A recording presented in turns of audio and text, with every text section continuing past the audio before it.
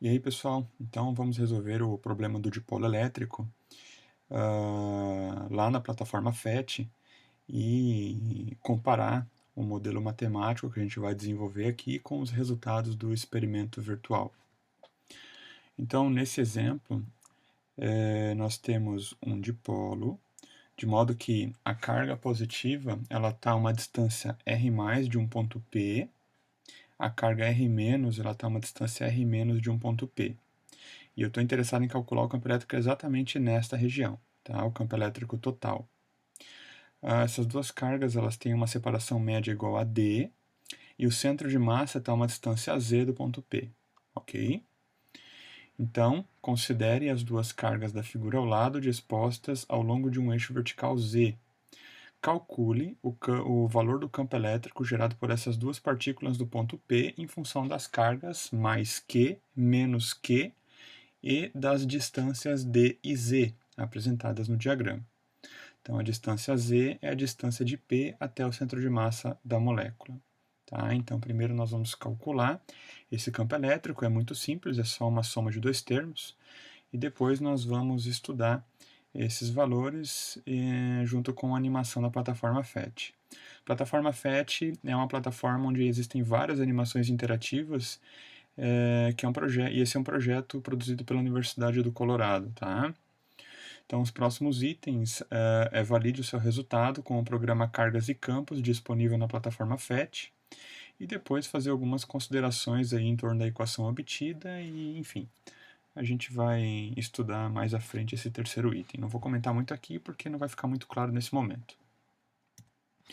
Então, o meu objetivo é calcular o campo elétrico aqui nesse ponto, tá? Se vocês perceberem, o campo elétrico da carga positiva ele tem uma intensidade maior do que o da carga negativa, justamente pelo fato da carga positiva estar mais próxima do ponto P. Com isso, obviamente, a resultante ela vai estar voltada no sentido positivo do eixo Z, tá? Então, paralelo ao campo positivo e antiparalelo ao campo negativo. E aí, para calcular esse campo, então, a gente utiliza o princípio da superposição, onde o campo elétrico total é a soma dos campos individuais. Tá? Eu não vou carregar a notação vetorial aqui, porque a gente está trabalhando com um problema unidimensional. Então, eu vou trabalhar tudo na forma escalar.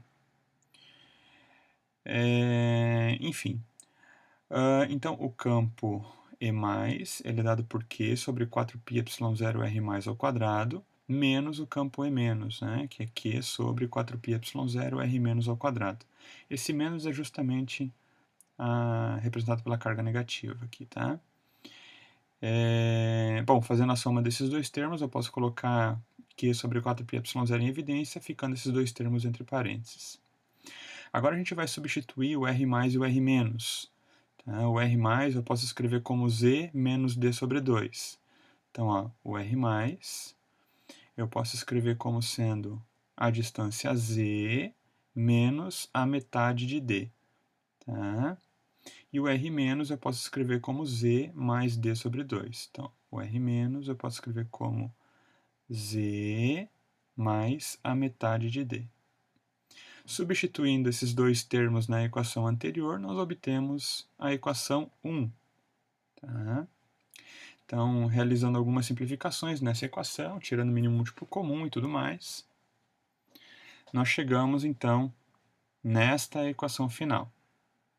Depois vocês façam com calma essa continha, não vou ficar falando, porque falar é meio complicado de vocês entenderem, é mais interessante a gente abordar o resultado final e vocês pratiquem aí o algebrismo no papel. Tá? Mas é uma conta muito simples, só tirar o mínimo múltiplo comum, subtrair os termos que dá para serem subtraídos, né? Fazer a soma dos demais, e aí nós chegamos nessa equaçãozinha. Que é a equação 2, então, é o campo elétrico gerado pelo dipolo no ponto Z. Bom, agora a gente vai trabalhar com essa equação lá na plataforma PhET. Bom, então, para verificar a validade da equação, nós vamos utilizar o programa Charging Fields da plataforma PhET. Para isso, então, se atentem ao procedimento, tá? Vamos calcular o campo elétrico com a equação 2 e comparar o resultado com o obtido na animação, beleza? Bom, para que a gente consiga fazer o cálculo do campo elétrico com a equação 2, nós temos que conhecer algumas variáveis. Então, lá na plataforma FET, nós vamos conhecer o valor da carga Q, que eu vou fixar em 1 nanocoulomb, e nós vamos determinar as distâncias Z e D. Tá? Então, ó, precisamos dos seguintes valores para calcular o campo com a equação 2. Aqui, se vocês observarem, eu já adicionei alguns valores para Z, D e Q. Esses valores eu já abri o programa na plataforma FET, já fiz a aquisição, vou mostrar para vocês ali como é que eu fiz a obtenção desses valores, né? E já fiz aqui o cálculo do campo elétrico. Então, substituindo esses valores obtidos lá na plataforma FET, aqui eu só esqueci de colocar a unidade, tá? Então, 2,193 metros. No PDF que eu vou disponibilizar para vocês, isso daqui vai estar corrigido. Então, substituindo esses valores na equação 2, nós encontramos 0,70 newtons por coulomb. Tá? Lá na plataforma FET, eu medi 0,71 newtons por coulomb, colocando essas distâncias. Então, vamos dar uma olhadinha lá na plataforma FET. Para acessar a plataforma FET, então, vocês simplesmente digitem no Google, né, PHET, FET, pode digitar FET Simulations, vai aparecer o primeiro link, vocês clicam e entram aqui. Então, nessa página, nós temos várias animações interativas de física, tá? E ciência em geral. Então, de física tem todas as áreas, 1, 2, 3, 4, física moderna e outras áreas, tá? Então, tem bastante coisa. Nós vamos utilizar o programa, então, Charge and Fields.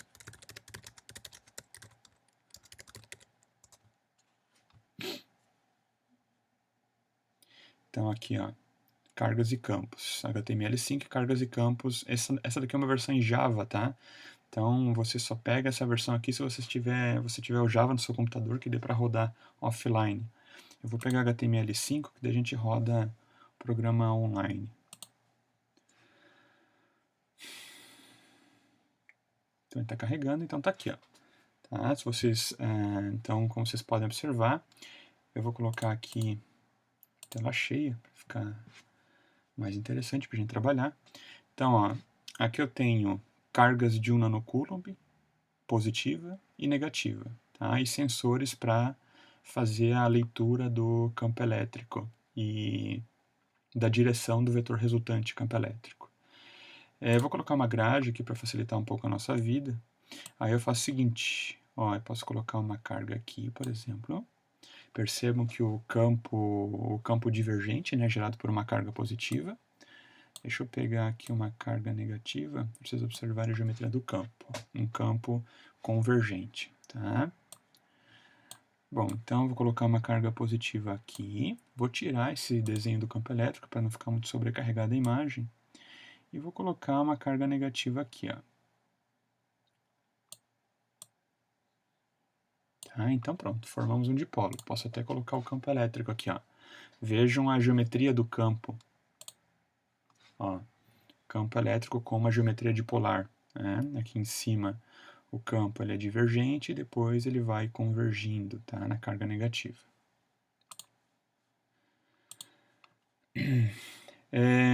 Bom, esses sensores aqui, ó, eu consigo, se eu clico aqui, né, em valores, ele vai apresentando, ó, a intensidade do campo elétrico. Percebam que aqui ele dá numa outra unidade, que é o volt por metro, que é a mesma coisa que Newton por Coulomb. Volt por metro é uma unidade que a gente usa com base no potencial elétrico, que é uma grandeza que a gente ainda vai estudar. E esse 56,6 graus é a inclinação do campo elétrico resultante em relação à horizontal, né? Então, ó, posso colocar o sensor em qualquer lugar que eu vou obtendo essas informações do campo elétrico resultante, tá? Ali no nosso exemplo, a gente trabalhou com o cálculo do campo elétrico ao longo do eixo axial. Então, eu vou colocar aqui, ó, tá? Vou colocar aqui, por exemplo. Lembre-se que ali no nosso exemplo, o campo ele é perpendicular, forma 90 graus com a horizontal, tá? Ele é perpendicular. Então, ao eixo X. Então, eu vou cuidar para deixar... Aqui é meio difícil de colocar o 9. ou 90, então deixar 89,9 que está bem claro aí que o campo está perpendicular à horizontal. Tá? Então, ó, nesse ponto, o sensor colocando aqui, ó, o campo elétrico aqui pela plataforma FET está dando 0,67 volts por metro. Tá? Então, para a gente fazer a simulação desse valor com a equação 2, a gente precisa daquelas distâncias D e Z. Então, ó, a distância D, lembra que é a distância entre o centro das duas cargas, que eu posso fazer com essa trena. Então, ó, aqui ó, tem um valor de 38,7 centímetros. E para medir a coordenada Z, é em relação ao meio, à metade do segmento D, né? Então, ali mais ou menos o centro de massa, supondo que as duas cargas têm a mesma massa, né? No meio. E aí eu levo até o sensor, ó. E aqui está a medida da coordenada Z, 219,6 centímetros. Cuidemos que esses valores são dados em centímetros, tá? Daí a gente tem que converter para metros lá na hora de fazer o cálculo. Bom, tirando a tela cheia aqui, então vou pegar o primeiro caso. Ó, nesse primeiro caso, eu percebo que está muito parecido, né? Aqui é o que a gente acabou de montar, 0,67 volts por metro. E aqui o segundo caso deu 0,71 volts por metro. Isso aqui é a primeira situação que a gente vai simular. Então, ó, aqui nesse exemplo, eu tenho 0,71 volts por metro como o campo elétrico simulado pela plataforma FET. A distância Z ela está em 219,3 centímetros, que é a mesma coisa que 2,193 metros. Se a gente for olhar lá na nossa apresentação, ó, Z é igual a 2,193 metros. Tá? Então, é exatamente o valor que está aqui na plataforma FET, 219,3 centímetros, beleza? Para medir então a distância D, a gente pega o centro das duas cargas. Vamos ver quanto é que vai dar aqui na minha medida, se está muito diferente do que estava ali. Então, ó, 40,4 centímetros. Se a gente for olhar, então que dá a mesma coisa que 0,404 metros, né? Ó, exatamente o valor que eu coloquei aqui, ó, na primeira medida, tá? 0,404 metros. Então, a carga vale 1 nanocoulomb. Substituindo esses valores na equação, obtivemos 0,70 newtons por coulomb.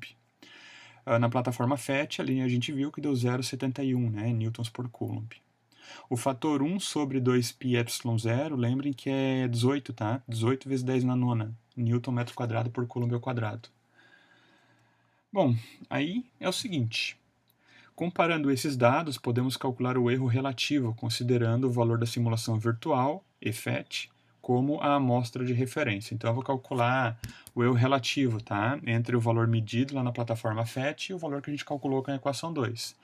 Então, fazendo 0,70 menos 0,71, extraindo o módulo disso, e dividindo por 0,71 e multiplicando por 100, a gente tem um erro de 1,5%, que é um erro muito baixo, tá? É um erro aceitável. Então, em geral, abaixo ou igual a 5% é uma medida, é um valor aceitável, tá? Então, não houve nenhum erro de cálculo. A equação 2 é válida para qualquer valor de z, tá? Que isso fica bem claro ali com a equação 2 que nós demonstramos. Só que, a partir daquela equação, a gente consegue fazer algumas análises para algumas situações mais extremas. Por exemplo, a partir da equação 2, então, nós podemos construir uma outra equação válida apenas para D.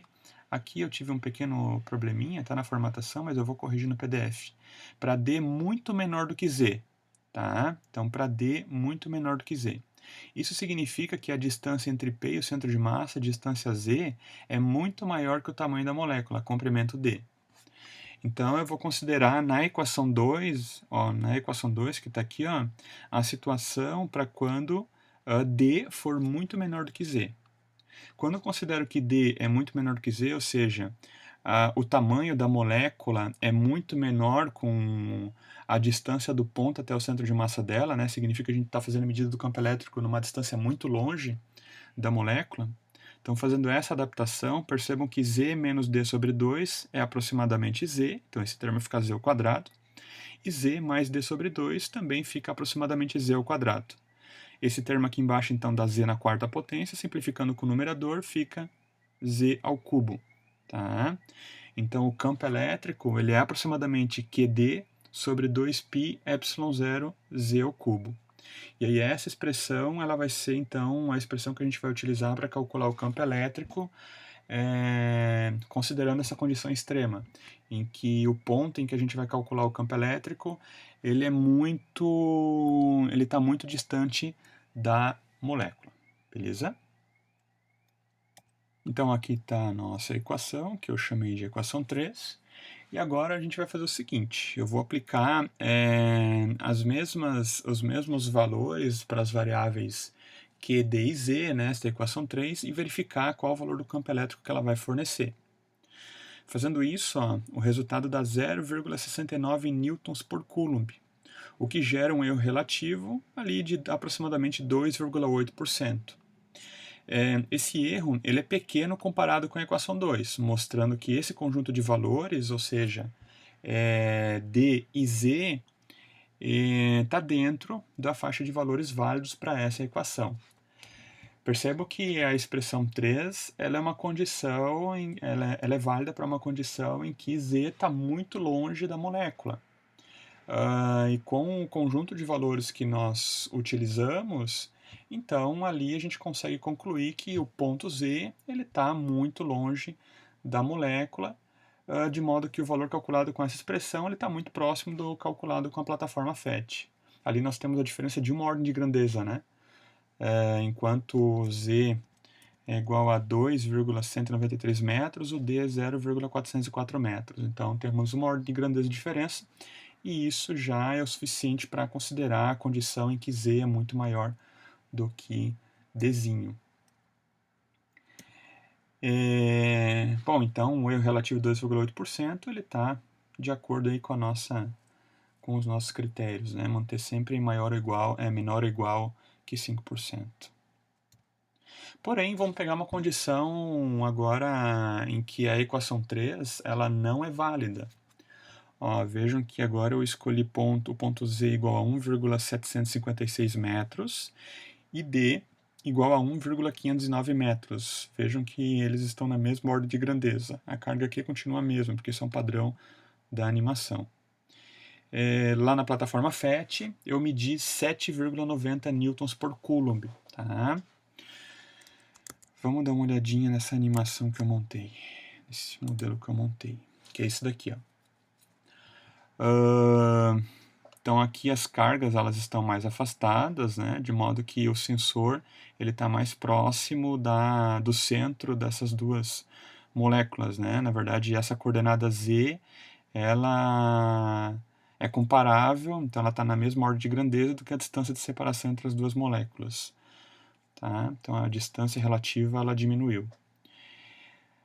Bom, fazendo a medida então, da coordenada da distância Z, do centro da molécula até o ponto onde está o sensor, onde a gente quer calcular o campo elétrico, nós temos 175,6 centímetros, que dá 1,756.